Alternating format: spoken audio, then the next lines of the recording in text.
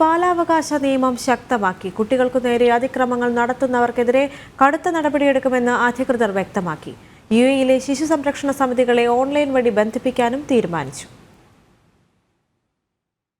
ശിശു സംരക്ഷണ സമിതികളെ ഓൺലൈൻ വഴി ബന്ധിപ്പിച്ച് ബാലാവകാശ നിയമം ഉറപ്പാക്കി കുട്ടികൾക്ക് മികച്ച സംരക്ഷണം നൽകാനൊരുങ്ങിയ യുഎഇ സാമൂഹ്യ വികസന മന്ത്രാലയത്തിന്റെ നേതൃത്വത്തിൽ നിയമ സാമൂഹ്യ വിദ്യാഭ്യാസ വകുപ്പുകളെയും ശൃംഖലയിൽ കണ്ണികളാക്കും. വിദ്യാഭ്യാസ മന്ത്രാലയത്തിന് കീഴിലുള്ള എല്ലാ വിദ്യാഭ്യാസ സ്ഥാപനങ്ങളെയും പദ്ധതിയിൽ കൊണ്ടുവരും. കുട്ടികളുടെ വിഷയങ്ങളിൽ വിവിധ സ്ഥാപനങ്ങളുടെ ഏകോപന നടപടി എളുപ്പമാക്കുമെന്ന് അധികൃതർ വ്യക്തമാക്കി. കുട്ടികൾക്ക് നേരെ അതിക്രമങ്ങൾ നടത്തുന്നവർക്കെതിരെ കടുത്ത നടപടികൾ ഉണ്ടാകും. കുട്ടികൾക്ക് ശാരീരികവും മാനസികവും ആരോഗ്യപരമായ മികച്ച പരിചരണം ഉറപ്പാക്കുന്നതിനാണ് ശിശു സംരക്ഷണ സമിതികളെ ഏകോപിപ്പിക്കുന്നത്.